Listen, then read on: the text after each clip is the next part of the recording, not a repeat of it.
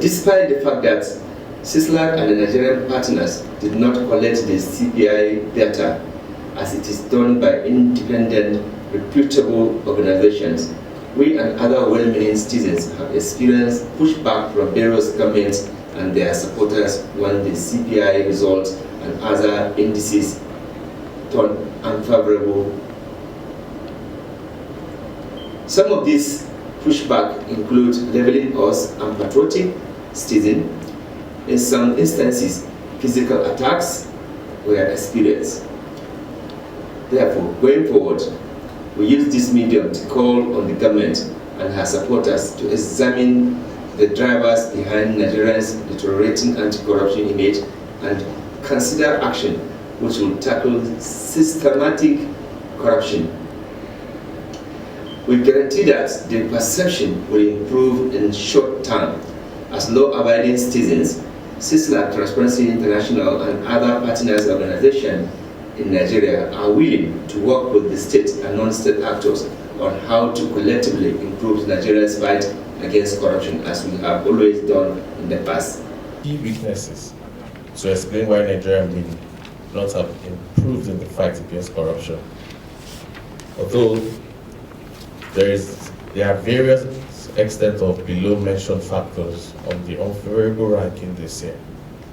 We feel that these areas require immediate improvement for the sake of the well-being of ordinary Nigerians. Weakness 1, absence of transparency in the COVID-19 pandemic response. With the COVID-19 pandemic out of Nigeria's responsibility, there has been a lack of transparency in the emergency response of the government. Coupled with the gap in coordination, the process has been fraught by incessant flouting of procurement guidelines, hoarding of relief materials and diversion of these materials, which are then used as personal souvenirs presented to the political party loyalists and close associates. We find it disturbing that in some cases, supplies donated by a group of well-meaning Nigerian business persons, corporate entities, development partners, and others under the coalition against COVID-19, COVID, were left inexplicably undistributed and in some cases rotten by the federal and state government. While these occurrences are not specific to Nigeria, citizens are yet to see concrete action by the anti-graft agencies on these issues. Weakness 2, nepotism in the public service appointments and promotions. In the past year, we noticed nepotism and favoritism in the appointment and promotion of some public officers. For example, all Nigerians remember the controversy which trailed the decision of the Nigerian Judicial Council, NJC, when at least 8 of the 33 judges recommended for appointment by the NJC were either children or relatives of current or retired justice of the Supreme or Appeal Courts. The Nigerian Ministry of Foreign Affairs in itself is not an exception, with allegations of individual promoted on the basis of their relationship and their affiliations as against merits and other criteria stated in the rule books. Reports around the commercialization of employment into various institutions, including admission into various tertiary educational institutions, puts the nation in bad light.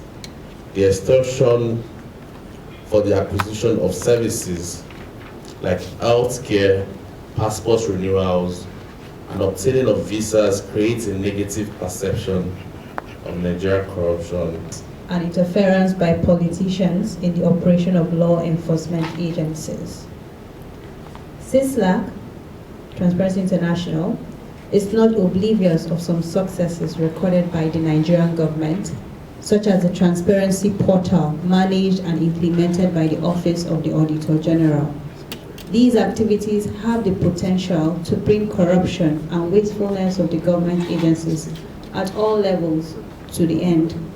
We fully support this initiative.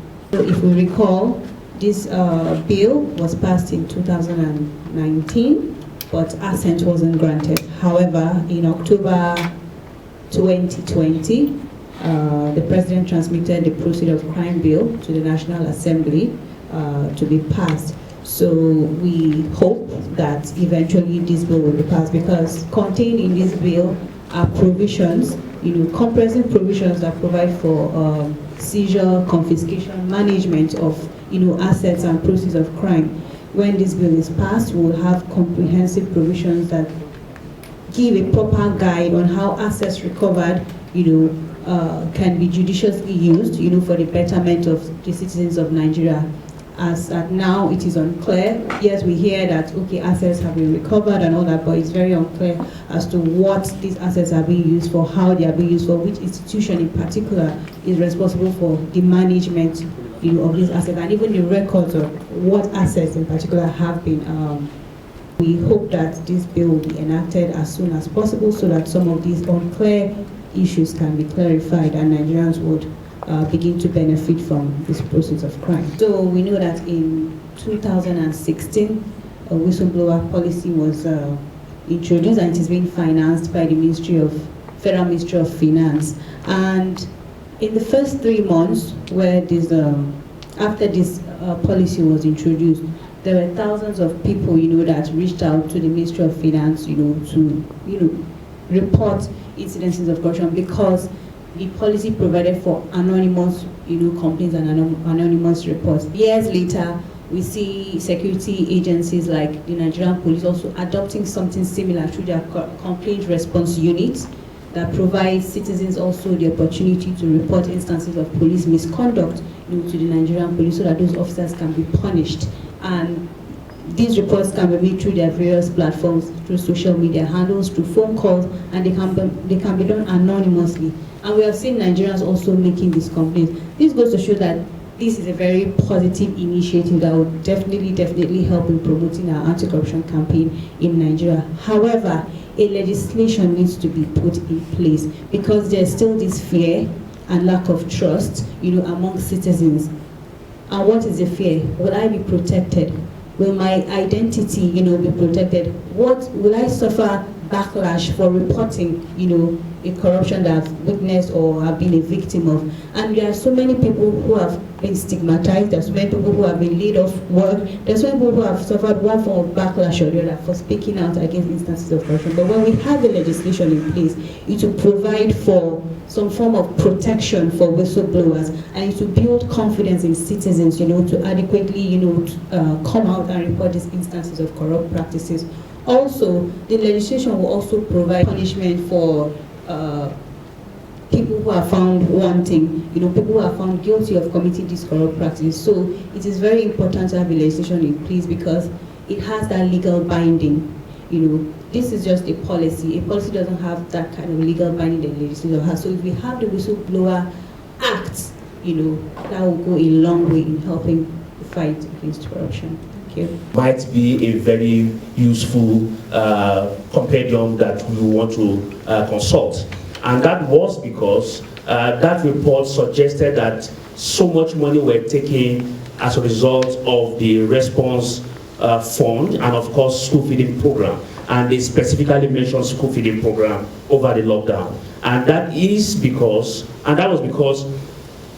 so much that was actually expended was actually not found to have been distributed, and the impact of it was not felt on the ground. And that generated quite a lot of concern. And of course, ICPC is also a government agency, and it is not an independent source in itself. So some people were indicted, and that report is actually public. But the tragedy of our national discourse is that once those kind of reports are being put in public domain, it is expected that those who have the powers of prosecution should actually take it forward and investigate, then prosecute afterwards. But unfortunately, we don't see that happening, and that is actually where we have some level of lag. And of course, if you recall, we had also mentioned in the statement that there is a huge need for government to actually, as a matter of urgency, begin to put its searchlight on those fundings and monies that have been taken away by citizens as a result, or in the name of implementing the response to the COVID-19 pandemic. 2020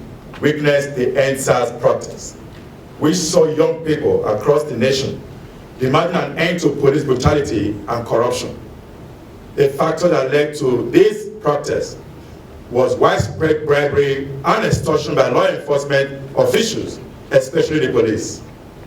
The first and second national corruption survey conducted by United Nations Office of Drugs and Crime, UNODC, in partnership with the government's National Bureau of Statistics, NBC, and released in 2017 and 2019, both show that Nigerian police is the institution with the highest prevalence of bribery among the institutions measured. While there has been commendable effort by the Nigerian Police Complaint Response Unit, CRU, in reducing police abuses, there is need to scale up the effort of the unit to meet the demand of citizens as contained in the Police Act 2020. Weakness number 5, security sector corruption. From violent extremism and insurgency to piracy, kidnapping for ransom, attack on oil infrastructure, drug trafficking, and organized crime, Nigeria faces a host of complex security challenges. These threats typically involve irregular forces and other largely societally based. They are most prevalent and persistent in marginalized areas where communities feel high levels of distrust towards the government, and therefore built up over many years. And there are roads. These security challenges are symptoms of larger failure in governance. As many of Nigerian security threats are domestic in nature, the Nigerian police force is often a primary security interface with the public. However, low level of public trust in the police inhibit the cooperation needed to be effective against these societally based threats. Nigeria's security system is also perceived to be politicized. Leaders are often appointed based on their political allegiances rather than on their experience or capacity in law enforcement. As a result, the quality of leadership at the end of affair suffers. Appointees under such circumstances feel loyalty to their political patron rather than to the institution or citizens. How and to whom the law is applied is not consistent. Norms of professionalism and ethics are weakened.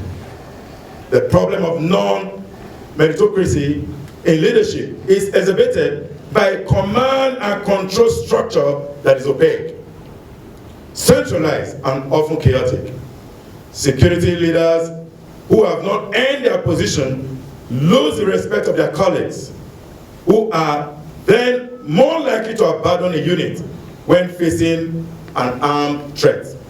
Insufficient understanding or commitment to effectiveness among force leadership often result in the neglect of training.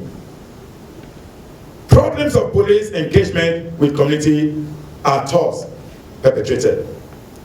The continuous opaqueness in the utilization of security for votes contributes to the corruption perception in the country. And this process must be reformed, especially when we have security agencies living and working in very poor conditions. Multiple reports of police officers protesting non-payment of allowances for election duty are now seen. The result of this is widespread kidnappings, banditries, and terrorism ravaging different parts of the country.